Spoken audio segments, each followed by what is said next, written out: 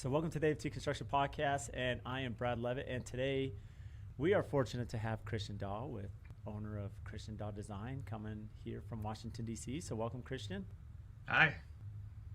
Now, Christian has an amazing story. We've been connected for a few years now through actually Instagram, and I've been a huge fan of what Christian's doing and his ambition.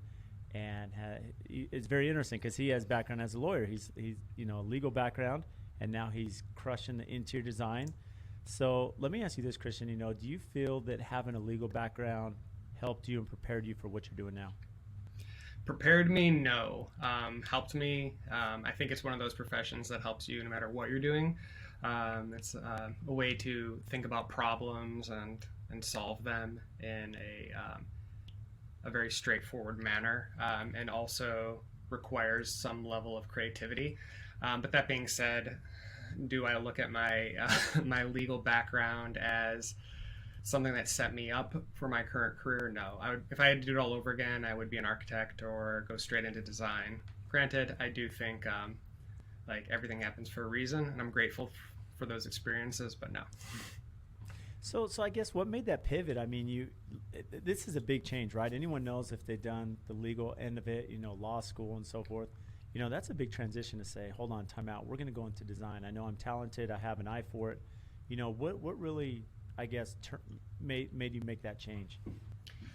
So it was less of like a 180 departure into a new industry and more of a return home. When I first graduated school, I mean, my obsession since I was a little kid has been homes and architecture and design, but I never really understood that it was a possible career, a money-making endeavor, a profession. I didn't grow up around interior decorators or designers, and I didn't see that as a real career. I thought it was like my friend's mom fluffed pillows or picked a throw blanket from like the local gift shop and put it on her sofa. But that was my extent of knowledge. So it wasn't until I was in college where I started thinking that this would at least be a short-term way to make small amounts of money. So before law school, I was flipping houses, and that was a really fun experience, but I looked at it more as a diversion and kind of a way to spend a gap year or a couple before going to law school. But when I kind of progressed in my life, I realized that there was a lot more to that industry, and there were ways to make money and make a living. And while I was doing law and the business side of law, but still law, I was able to kind of part-time make that transition. And then after a while, I was making more money doing design than I was law, so it was a simple and easy choice for me. Yeah, well, it makes sense. I mean, what's different is you're talking about two different businesses, though, right? You have the legal business, which is also a fee business. You're billing per hour. You're tracking that. In some ways, it's similar to design, although design's a little bit more open because you could bill by square foot, you could bill by hour. There's furniture involved, there's markup, relationships there. So it's a whole different avenue. So how did you really manage that learning process? Did you mentor with other designers? Did you speak to other designers to at least understand, hey, here's my value, here's my capability, and this is what I should be charging? Yeah, so, to go back to what you said when you first asked that question, I wasn't billing hourly when I was working in the legal profession. I was a salaried employee and kind of working in-house for a nonprofit. But so now being a designer is the first time I've actually had to bill by the hour and down to the 15-minute increment. So that's been a little bit of transition, but to get to kind of my business model, I definitely have been shepherded through the process by so many different people. I'm not afraid to ask questions. I will Google anything, but there are definitely a couple really amazing women out there who have kind of shown me the ropes, so to speak, in terms of how this business is run, shared contracts, shared proposals, how they work, vendors, contacts. So it's been really helpful to definitely debts of gratitude are owed to quite a few. Yeah, and I can relate to that. I mean, going back to that though, when you speak about the contract side, that I was curious about that because part of what I do as a general contractor, there's a lot of legal aspects to what I do, right? I need to have a good lawyer, good legal representation. I'm writing contracts, I have subcontracts, I have insurance. I mean, there's so many items here. It's not much different for the designer though. I mean, you still have to have contracts with your clients. You're at risk, with some of your suppliers and install, and there's still that level. So with the contract side, did you work with a network of the designers to help you with the contract? Did you write those yourself with your legal background, or was it a combination of both? I wrote them myself, but I definitely made sure the clauses I included were those that were. I reviewed other people's contracts, made sure I hit all of their prime points, but I wrote it myself. It was um, I always see an opportunity to improve everything. So it was there were definitely some areas that I wanted to protect myself. But I also wrote a full form contract, ended up never using it even once, and it switched to like a letter of agreement that I think gives a more palatable approach, but still all the same legal protections. But is just more conversational and friendly, and is a little more easily digested by my clients. So out of curiosity, I'm curious how many contracts you have, and the reason I say that because on my side, I think we have 8, right? And it really depends if it's residential, commercial, long form, short form. Really, the valuation of the contract, whether with the client or the trade partner or supplier, right? There's so many variations. Is that similar to design? There are definitely variations. I don't use my long form contract. I have it there, and I've only had one client who I've really thought it was important to have a 8 to 10 page contract, and a lot of that was because their lawyer kept on adding things. But most of ours are like a 3.5 to 4 page, a version of our 3.5 to 4 page letter of agreement outlining. We do minimum expenditures and things like that, so there's a fair bit of explanation as to how that works. But otherwise, it's mostly the same thing. We just change a few key areas depending on the project. Yeah, so then from the contract side, now let's think about just the business model because if I'm not mistaken, you had your first hire a year and a half, 2 years ago, and now there's 5 of you. And so this is a quick transition. I'm going legal, I'm going design, now I'm a team of 5. How have you managed the hiring process of bringing on people so fast, understanding scope of work, responsibility, and delegating? So, I mean, how did I manage it? Still flying by the seat of my pants and and modifying.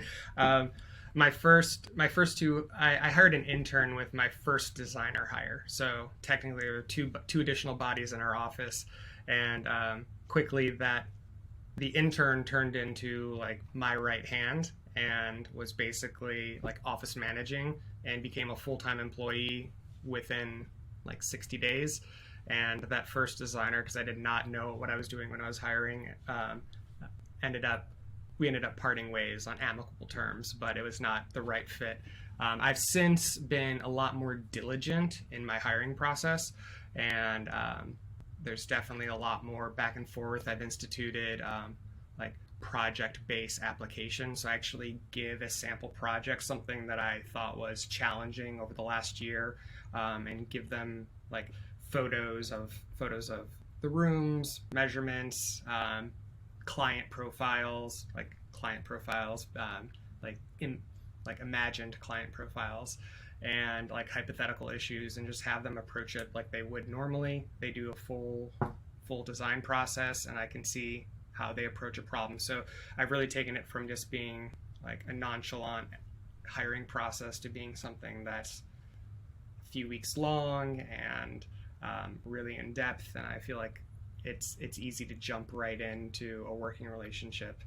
And then that's for the designers. So they're, including myself, there are 5 designers. But then we've got support staff, and the support staff is all part-time or contract, and that makes it easy in case we need to pivot or expand. Like we just went to a part-time bookkeeper from one we were using as on a contract basis. So we're still learning and still growing, and but it's been pretty good so far, knock on wood.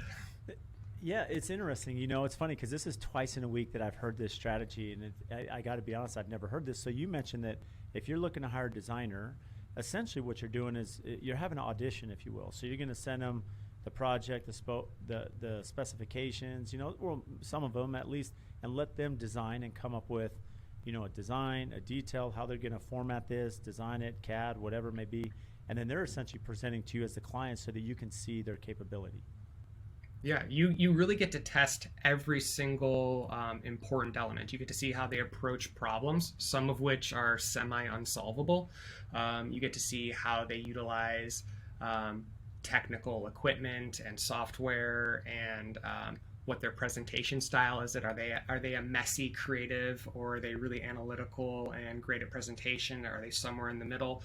You get to see the breadth of knowledge in terms of vendors and how they would approach finance and budgeting. You get to see how well attuned they are to taking instruction. Like, you definitely, just like in any test, will include very pointed and directed questions and just directives that you want them to do, but they're not like bolded and highlighted, and you're not driving the point home. You just want to see how good of a reader are they? Are they paying attention to everything? Are they reading between the lines? And then ultimately you get to see how they present verbally. And because I always ask them to present, it's been over Zoom over the last several times, but to present their design to me as if I'm a client and see their kind of bedside manner, so to speak. I love that. And it's funny because I just heard somebody before that I was speaking with, and his hiring process was very similar. What he does, he said, look, we have our vision as a company. It's on my website. We're very clear on what our company performs, and they're not in construction or design. But when someone applies for the job, what he requires is that they do a video. They do a video showing, what the company's culture is, what the direction, the product, whatever it may be, and how they can build that. Like, their envision, if they're to come work for the firm in 3 to 5 years, how they're going to either add to the collection, they're going to expand it.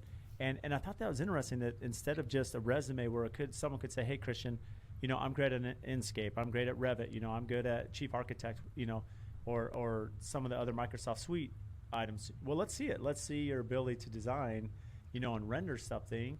And then, as you mentioned, bedside manner. I mean, there's nothing more important. You mentioned early in the conversation the communication aspect. So that legal background, the communication is huge, because that's what we do. And if you have a weak link in regard to communication, that can create some issues for you, as the owner. Hiring, as you have your team, you've brought them on, now's the challenge when you hire someone. Do we have the cash flow? Do we understand the billing? Am I billing enough? How did you feel? When did you get to the point where you turned that corner, where you felt, I know what I need to charge, I know the amount of projects that I need to have on board, I understand the cash flow, or my nut to crack, if you will, so that now I have to pay these people, right? They're going to be expecting a paycheck. I need to make sure everything's lined up. So when did you get comfortable bringing on, 5 people, and now making sure the billing aligns with that? So my first couple of years of starting this company, I was doing like 2 jobs at once. So I was effectively working in my free time as a designer and in my daytime as a lawyer. And I was able to save up a fair bit in the company's name, in the company's coffers.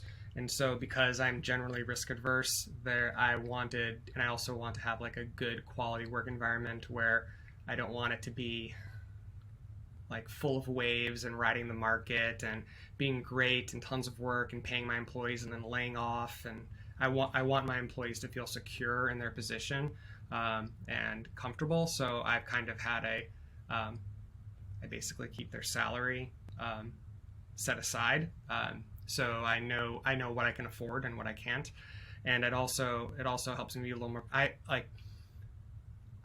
I figured out rates. Like, I pay above market for the people that work for me, based on what other firms in the area and other large cities pay. I tend to pay like 10 to 25% more, and we do like a good bonus program and things like that to really incentivize and get the best people.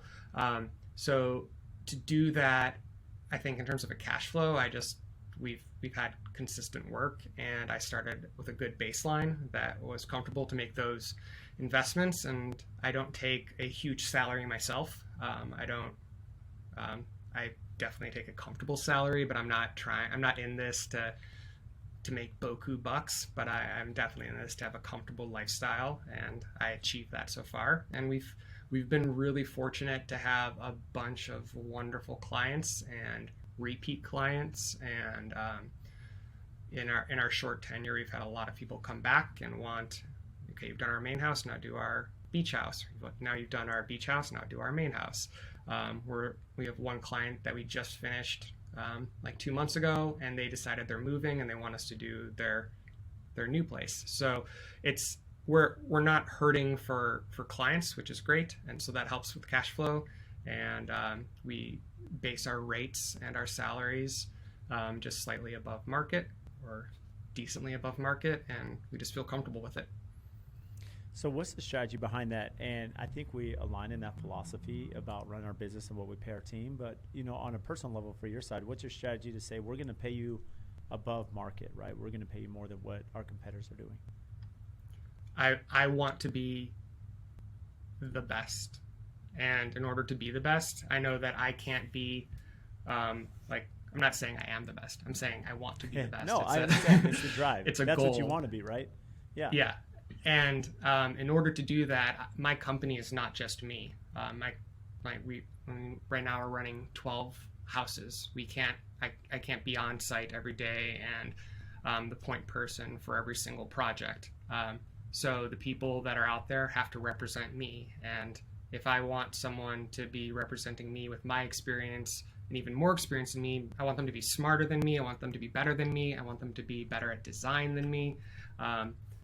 I surround myself with people who have the experience that I may not personally have. And so for me, it's just very important that if I'm going to trust my company to someone, I want to trust it to someone I feel fully confident in and can put my name on. So one way to ensure that, aside from luck and aside from a good market, is to financially incentivize people to come work for me. Well, it also eliminates your turnover, right? Less retention. You're going to have people that believe in what Christian Dawes doing, the company itself. And when you pay them high, they feel like they're vested in, right? They feel like they're part of the family, if you will. And I've seen, it's funny because this is something that, I've thought about a lot over the last, 8 years owning my company and, thinking about the compensation for everyone. And what I've seen, similar to you, Christian, is that if you want to be at the top, or more competitive, at that higher echelon, you have to have the justification behind you. You have to have the right people. And we're not perfect. I mean, trust me, we have our issues like any company, but we're striving. And I know that today we're better than yesterday and so forth. We're moving that direction because we have the right people on board. The train's headed the right way. So by having people that are more seasoned, if you will, and more experienced and have more of a drive, well, you're going to have to pay more to keep them on. But the benefit is that I can sit down in front of a client and say, someone says, hey, Brad, I hear AFT is too expensive. You're too expensive for me. Well, let's break that down, right? I have someone that's actually managing your project. They're highly educated. They've been doing this. And so there's a lot of reasons behind it than just, hey, you're going to pay me more just because the name, right? There's actually substance behind it. Yeah. No, I agree. All of our employees right now have secondary degrees, and most of that, except a lot of them have had similar to me, previous career and life experiences that are now doing this, having gone to grad school and come back. And so I definitely agree with that. We want, if we're doing great work, that's wonderful. And I am one to tell you, you don't need an interior design degree to be able to do good interior design. That being said, everyone on our team, not myself, has an interior design or architecture degree, because I recognize the value, even though I may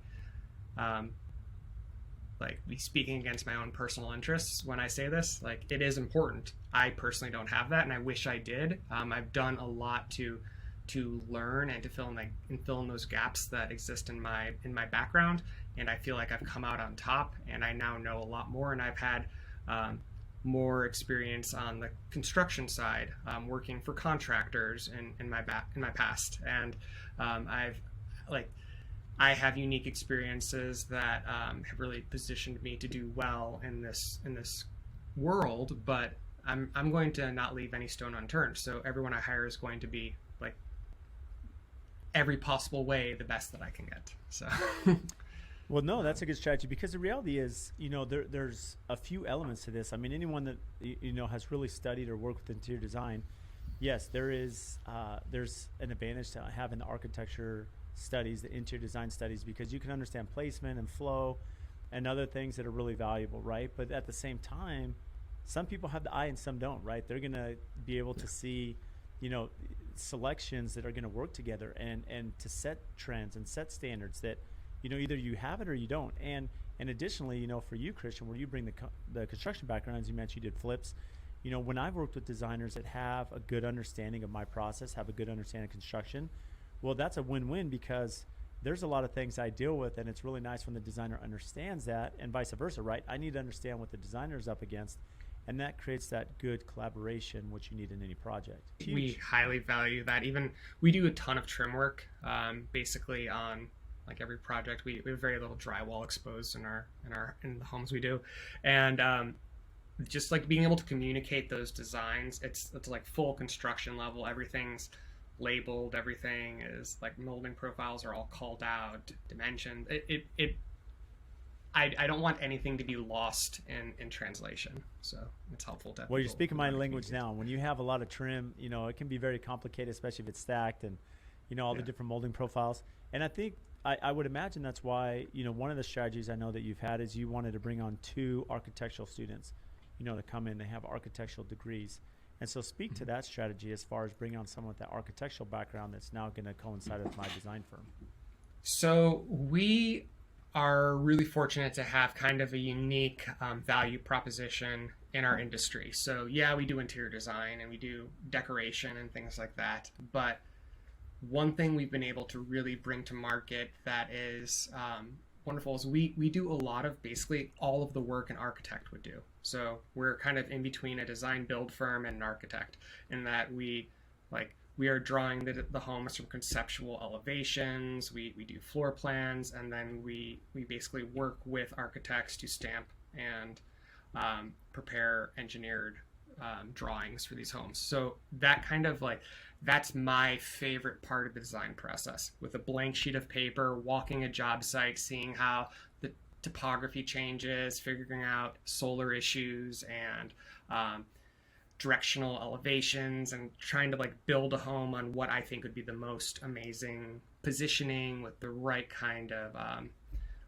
shadowing and everything, and just kind of design something from scratch. And it's allowed a little bit of a fairly lucrative niche in our business, which is we do a lot of consulting on that, which is on projects we wouldn't even consider under our umbrella. So these are literally people will just reach out and say, these are my plans. I had this architect in my town produce it, or this design build firm in my town produce it, and we want a beautiful home. What would you do? And then it's a quick anywhere from 2 to 3 hours to maybe 10 to 12 hours. And we just look over their plans. We mark them all up. We redline them. We do overlays. We request the CAD plans from the architect and make actual changes to them and submit our versions and basically improve the potential home that they're going to get. And that even if we're not doing the design, even if we're not picking all the FF&E, if we're not doing anything with them, we have no contract. We're just doing an hourly basis consulting. It's a pretty substantial portion of our work is the general architecture and design. So in order to be able to do that, I mean, I can draw and I can use CAD and I can do all that, but to have someone who has an architectural background support those activities is crucial. We wouldn't be able to do what we do without having on staff these architectural designers.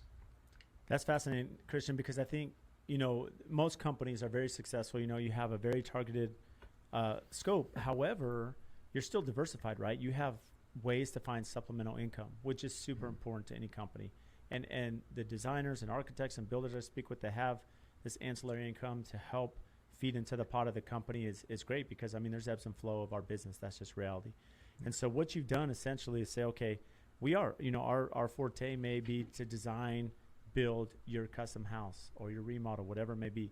However, additionally, we have another service where, as you receive inquiries from Instagram or social media website, wherever they may come, where you're going to sit there and consult and give them a proposal to consult, redraw, redesign their existing floor plan. Yeah, we even have, just without, it's all automated. I don't even see where it comes in. I just get a notice that it's been added to my calendar. We keep I try my best to keep a couple hours every day open for these kinds of consults. And I mean, honestly, we like on Instagram, you get so many hundreds of messages every day that are just like, what's your favorite white What's paint? his paint color? Yeah. Yeah, like that kind of stuff. But so I'll answer anything I know off the top of my head. Like if I have a quick second, I try to respond to as many people as possible because I still enjoy interacting on social media. It's still fun and it's enjoyable to me. It's something I'm excited about on a daily basis in terms of design. So why not geek out with a couple 100,000 random like fellow house nerds? So that's always fun. But like when it comes down to like people can literally just go onto my website and then they can choose design services and they can either go directly and just book a time on the schedule on their own, pay a couple $100, get 45 minutes or an hour of my time depending on what it is, and we can just talk about anything. A lot of people will call and be like, hey, I'm debating between natural stone or a porcelain stone lookalike, or I'm like, is our cedar shingles worth it? Like, what are your thoughts on this? I'm looking at, I just did one yesterday that was a couple who were purchasing their family lake house from their parents, and they wanted to know if the budget they had was a reasonable one. And so I talked about how we budget and what that kind of includes and who they need to talk to, and maybe they don't need to go with an interior designer based on the budget. Maybe they go with a design build firm because they might be able to save a little money on that way, and with their budget it probably wouldn't include what the extra benefit they would be paying for. And so like those kinds of things, it's more just like consulting. I don't mind talking to people. I enjoy conversing, and as my team would very quickly admit, I probably explain things more than I should, so that oftentimes is helpful to a lot of people who are embarking on what is a significant, humongous, monumental investment in their life, which is building a new custom home or renovating their dream home or something like that. So we just want to take it seriously. I love that. So how do you manage that from the software side? You know, are these people, when you say that the appointments are set or they come in a consultation, are you using an app or using software, your website, or so on our company vetting those? Yeah, so one of the challenges with having a larger social media following and being pretty active on it is you get a lot of people reaching out for assistance. Like in terms of direct messages, I might get between 100 and 250 a day, sometimes more than that if it's a really big day, and I can't possibly respond or keep track of all of those. So what we figured out early on is that a lot of people were just not the right fit for our business. A lot of people might come and either it's through a budgetary issue, a geographic issue, a timeline issue, something is going to prohibit us from working together. So what we have is we have a pretty robust questionnaire on our website. People come in and we get like several of those a day of client leads that come in and say, hey, this is what I'm looking for. And then someone on our team, part of their job is to review that every day and get back to those people. And they typically will get one of a few responses. Like, here's a link that you can book a initial consult, which does come with a fee. Or we don't think a formal relationship is going to work for us. So if you'd like to do just like general consulting, here's another link with a different fee, and that's just hourly. If you have questions about paint colors or you're not sure if it's worth splurging on trade only furniture when you really like a Pottery Barn sofa, like those kinds of questions, we're not going to have a formal relationship. We're going to have, I'll answer those and we'll communicate about that, but that's consulting. And then there's the other people who were just like, you know what, I don't think we can work together. This isn't really a consulting gig. Maybe you might want to look at this service or doing design through restoration hardware or Pottery Barn. That might be a better use of your funds and more in the line of what you're looking for. So we respond. And so even before I don't put my eyes on any of that, my team is well equipped to determine whether or not we're going to take on a job or even put our services out there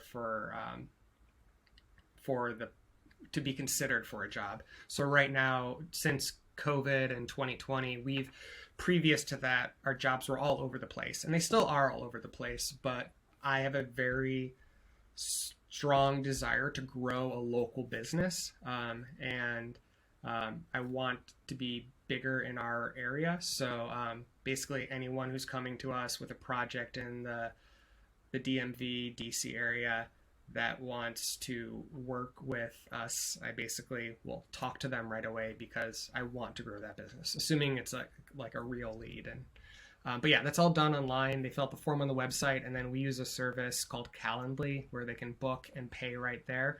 And then if we end up working together, we just apply whatever they paid for that meeting to their first invoice and move on. That's a great strategy. I like the idea as far as trying to build your network in your immediate area, because as a designer, you do have the flexibility where you can design all over the world, essentially, right? I mean, yeah. But there is value to your footprint, having the name and reputation in your local area where you can, work with local architects and builders and clientele where it's a little bit closer to home, even though a lot of us are working remotely via Zoom. Yeah, no, so the stuff that I don't like about our business, I really still do enjoy working remotely, and it allows me to travel a lot, but there's a side of me that doesn't like being on an airplane a lot. I mean, even during COVID, I just had a 3-week stretch where I went to 4 different states over 3 weeks on one-way flights. And in those one-way flights, 2 of them were canceled, which means I had to rent separate one-way cars. And it was just a bunch, that kind of back of office stuff I don't want to deal with. And also, I want to have a family, and I want to grow my personal life and put time and energy into that. And it's a lot easier when I'm local. Plus, kind of going on to the house geek kind of thing, I still love walking a construction site. And when a client has to pay me an 8-hour per diem to be in another city to work on their on their job site, it doesn't happen as frequently as if I can get in my car and be there in 10 minutes and bill them for 2 hours of site time.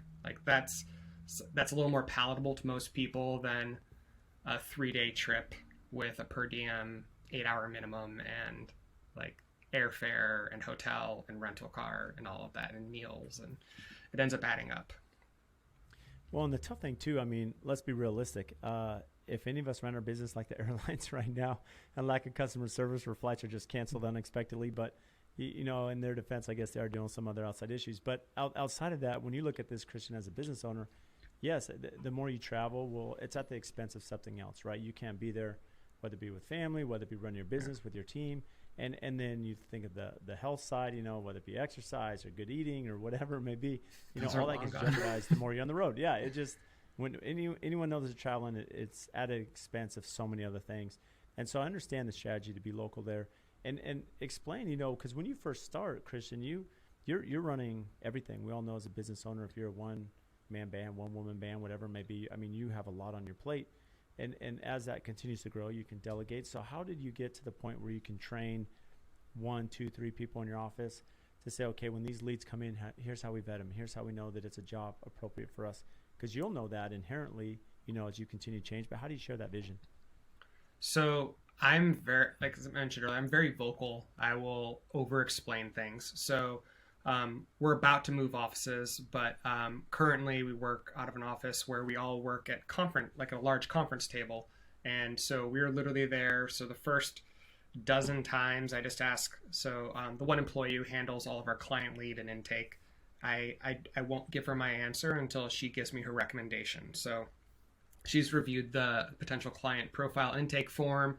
She has a thought on it. She's done her due diligence, Googling them, looking at the property, all that kind of stuff for anyone that she wants to bring to me as a potential option. And she's like, I think we should do this. This is the category they would fall into. I think this is good for this strategic reason. We want to grow this locale, or this is in a community we've already worked in. So we already have the receiver set up. We already have our local workroom. We have our on the ground feet person that we can do. We know the painter we're going to use. We know all of that. So it'll be less intake time. And then I'll be like, okay, well, those are all valid things, but I don't want to do it because of X, Y, and Z. And here's why you should have seen that. If you notice there's this, this, and this, I don't think those are good indicators that we'll be in a good working relationship. Or she'll say, I don't want to do this person because I don't think they have a realistic budget. And then I'll go through and be like, well, looking at what they said here, I think they're just misunderstanding what we meant by that, and they're not including the construction aspect, or they're not including furnishings, and maybe we should talk to them and like at least follow up with an email to make sure that we're on the same page. So it really is working on it together. And I'm someone who works a lot, so I will spend most of my day dealing with my employees, and making sure we're all working together and doing the right thing. And then I'll be at my desk until 10 o'clock at night. And my husband, at least, is nice enough to bring down a plate of food at like 8 o'clock. But yeah, there's a lot of truth to that, being business owner. There's a lot to it. So how has that role changed as business owner, over the years, and what are you focused on now as the owner? So I do like right now there's too much administrative stuff that I do. We've got someone who basically does the the office management side, so that's really helpful, and I'd like them to kind of take on a more like senior role in that and take on more responsibility. But we also have someone who does kind of, we call it their part-timer, but like our contract part-timer.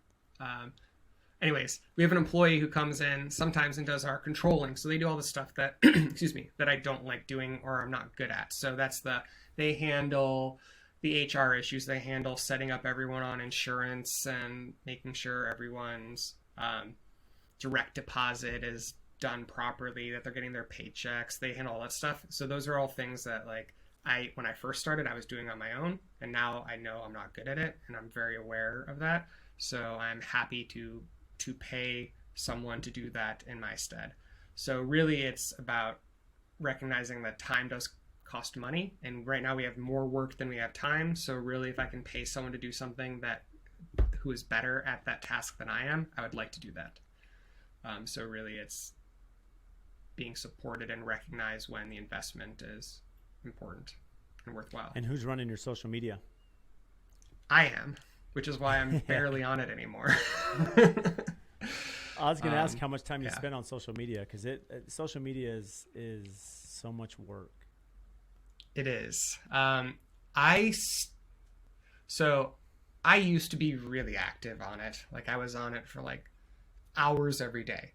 And I was posting every day, and I was just trying my best to respond to every single message, which was going against my schedule in so many ways. Now I go on I'll put it into two categories. My like personal account, like private, like looking at cousins, babies, and things like that. I'm going to exclude that, but like from the professional aspect and looking at houses and not just memes and family, I probably spend like an hour a day, 30 minutes a day, where it used to be like 4 hours a day. And I don't let anyone do anything no one has my passwords, or no one goes on and responds to messages for me. Like if you're talking to someone on Instagram on my account, you're literally talking to me. And I do all my own posting. I like do my own liking, comments, everything. So it's interesting, although it is free essentially, right? Social media, but time is money. And, Definitely. There's a lot of time vested, right, to be successful on social media, and there's engagement that's required and analytics, content that's going out there. So how have you narrowed down that strategy to understand this is what the users want to see? This is, what I should be posting. How have you driven your traffic and grown your profile, fairly quickly? I think from the beginning, I just tried to be as analytical as possible. There's no like getting lucky on Instagram. Yes, no one knows exactly what to do, but it's not like you just fall into it. Instagram is a business just like anything else, and their revenue is derived from community engagement and activity. So they want their client base, which is the millions of people who use Instagram, to want to use Instagram more. And how are we going to support Instagram in their business interests so they support us in ours? So for me, that's how can we drive engagement, thinking about it from an analytical standpoint. What are things people like to see? Is it, and no one knows exactly the answer to these questions, but the questions that run through my mind all the time are, what do people want to read? Something long? Do they want to read something short? Do they want to see something that they're scrolling super quickly when they stop on an image? Is it going to be something that is like very noticeable, bold in their face, or are they going to scroll through? So I think like for me, I'll try to choose images that are like more saturated in color and not washed out, and fewer interiors, and just more things that in a quick scroll people can instantaneously digest in that fraction of a second that their eye is normally seeing. I know when I'm scrolling through, it's quick, and half the time I don't even fully digest what I'm looking at. But I want people to stop on my pictures and stop on my page and then want to see more. I kind of think of it as a magazine too. There's a lot of like editing that goes into that, and client management. You want them to subscribe, come back, and do all that. So for me, this is probably something I've done a little bit of like speaking on this, and it's definitely something that doesn't fit into a short podcast, but there are a lot of ways to approach it. But no like quick like 100% answers to that. Yeah, but you bring up some good points. I mean, the reality is with Instagram, I mean, I like the analogy of the magazine. You know, if you're at the dentist's office or somewhere and they have a magazine, if you're flipping through, you know, quickly, you know, through each page, there'll be 1 or 2 pages that stick out that make you stop. And really, essentially, that's what you're trying to achieve on Instagram, is whether it be a beautiful exterior, architecture, maybe before and after, maybe a carousel as you'll do. I notice, you know, that has been a common strategy for you, Christian, is that you're finding something that's going to pop, where people, it causes them as they're scrolling through the feed to stop and look.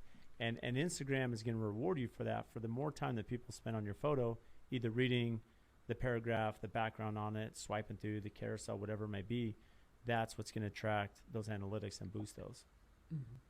And there are some things that I know do well I just don't have time for. I like when I'm active on stories, I get tons of traffic and lots of people want to see that stuff, but I just don't, like in my day-to-day, like every 15 minutes taking out my phone to film something is just not practical. I try to at least share something every day, but honestly, a lot of the time it's me sitting at my computer doing CAD or sketching something, and I don't really have the ability just like to film over what I'm doing, and I don't really have someone on my team or the support to film me. Plus, I don't like.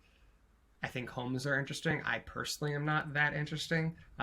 So to me, I sometimes have a little bit of a disconnect getting stories done. But then when I am in a mood, or like a lot of times, like during the summer when I have more free time and we spend time down at a lake house that we have, just spending time there and sharing that kind of stuff, stories go through the roof. And it's the amount of engagement there is really like generally untapped for me, because I don't really cultivate that, but I do think that'd be a place where I could spend more time. Yeah, stories are super valuable. I mean, and of course, Reels, you know, Instagram's going to reward you for using their content, but stories, I'm with you. They take a lot of time. They're a lot of work, you know, they're very valuable on the ROI, but it's, you know, to tag everyone, to put geolocate, you know, hashtags. I mean, and for each frame, it can be very cumbersome. Mm-hmm. Yeah.